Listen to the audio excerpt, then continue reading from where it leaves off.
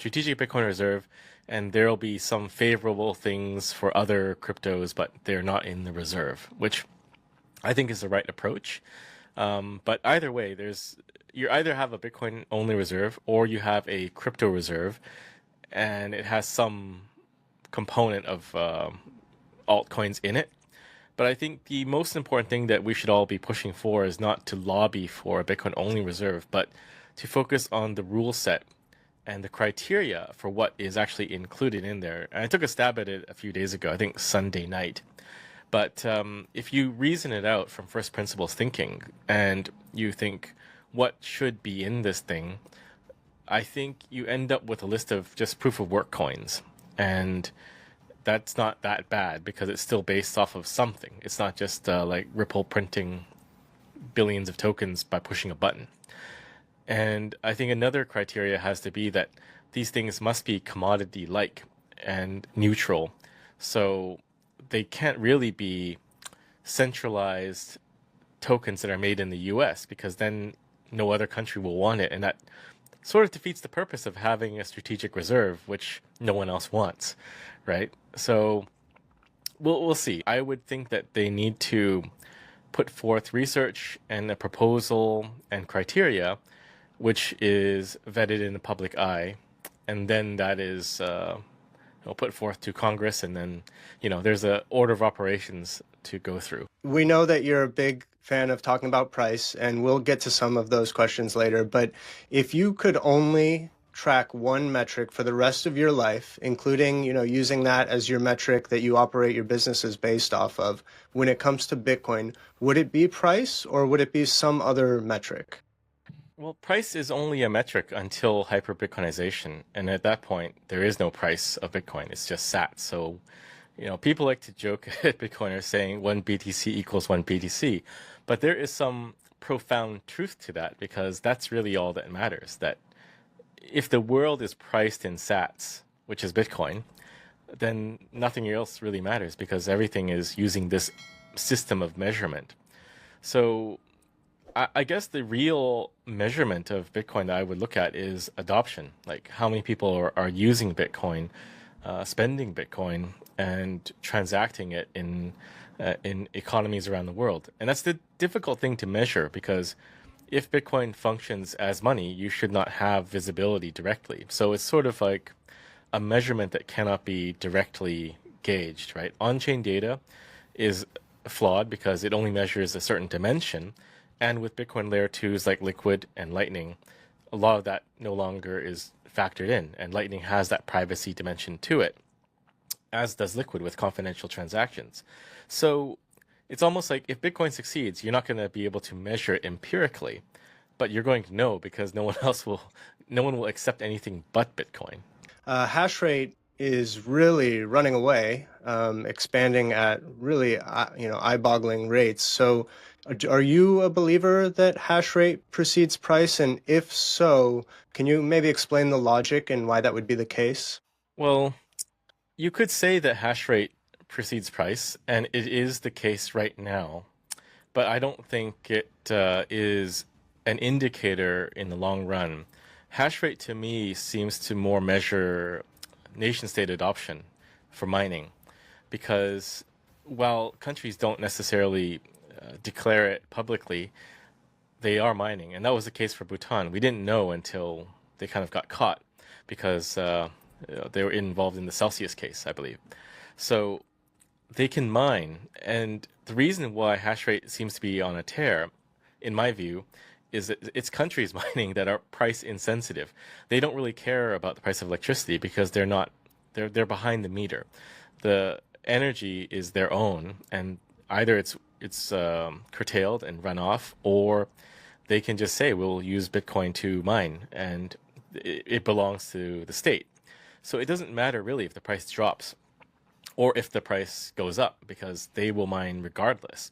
And I think this will continue to be the trend in the future because energy production and Bitcoin mining are two sides of the same coin, because you need to be able to utilize energy. You have a lot of excess energy and you have to get rid of it somehow in certain situations. So energy companies will just become Bitcoin miners. And as we build more energy production facilities, then hash rate should logically keep following that growth trajectory. But there's also a danger, I think, to saying that hash rate and price are linked, because one day, maybe 50 years in the future, hash rate could taper off or drop off simply because it's not as economically viable to bring on miners to mine at that point when the subsidy is a lot lower or fees drop or various reasons. But that does not mean that the Bitcoin network is less secure, because it's almost as if we have an oversupply of hash rate, and the natural equilibrium could be a lot lower, and you can still have the same level of security too. So I think if you just say hash rate has to always keep going up, then you're opening the door for some future FUD attacks where, the media saying Bitcoin death spiral because of mining death spiral. But we can actually make do with a lot less hash rate. It just means maybe you make smaller transactions per transaction. You're not transacting 10, 20,000 coins, but you break that up into 10 transactions of 1,000, and you wait for more confirmations. But the Bitcoin network is very resilient in that regard. Many investors think that Bitcoin's volatility is going to dampen as the total size of the asset class grows, because of the law of large numbers. But we're also dealing with something that we've never really seen before, which is a truly finite asset emerging in prominence. At the same time, we're seeing massive government money printing and deficits. So my question is, what do you believe? Do you believe that Bitcoin's price will be more or less volatile on a percentage basis as we cross this 100 plus trillion dollar asset class that we believe it's growing into? So my thinking is that we will become volatile until hyper Bitcoinization, or maybe until we cross the 500,000 mark, 0.5 M. I don't really believe that there are diminishing returns for Bitcoin, simply because Bitcoin is a replacement for fiat money.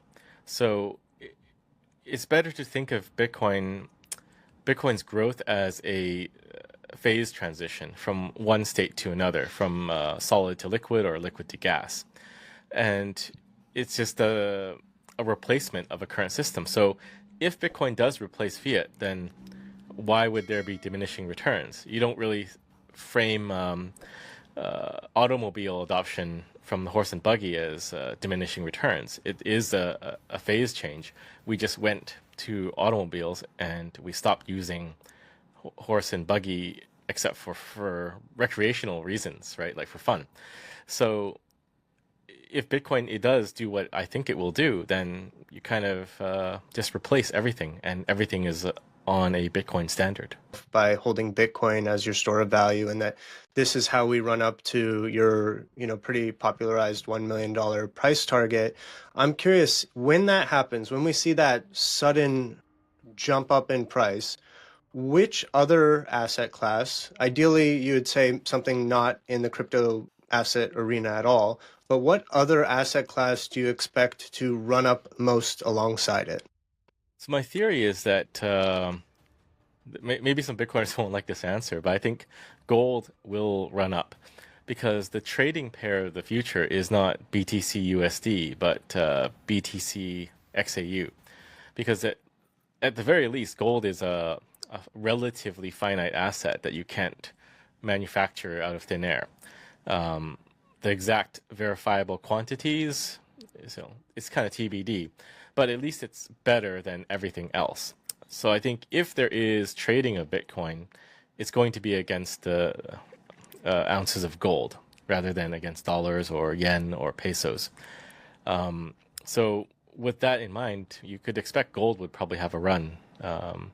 And maybe with the push for things like auditing Fort Knox, we actually have a better visibility on who has gold, and we kind of level up a bit. I think Tether and their product, Tether Gold, is probably a step in the right direction. They are far more stringent on how they're managing and tokenizing bars of gold than what is currently used to trade and value gold on traditional markets. Gold has a large, let's say, large place in society. and it does have history. So I don't think it'll disappear overnight like everything else. I think it'll hang on to, you know, hang on to the financialization aspects for some time. But I think Bitcoin will also demonetize gold when we hit probably 500,000, because at that point we're roughly half of gold's market cap. And the more modern thinkers or in investments and funds and institutions will likely start to reassess and reevaluate their gold holdings relative to Bitcoin holdings. So it's likely that we will demonetize some of gold's market cap. But gold, I think, will still hold out better than everything else. So I think it should revalue itself a bit more. Curious if you've heard of this idea of a friendly 6102 in which the government raids Bitcoin holdings of MicroStrategy, now known as Strategy, but gives MSTR shareholders a premium due to their current share price and allows them to cash out without capital gains tax. Do you think there's any chance that the U.S. government attempts to confiscate Strategy's Bitcoin treasury? And do you have any thoughts on what this would look like and the likelihood of this? That's interesting. So, Mason, where did you hear that one from? I haven't heard it before. I think I brought this to Mason's attention. I first heard it from Rai Quant from the MSTR True North gang.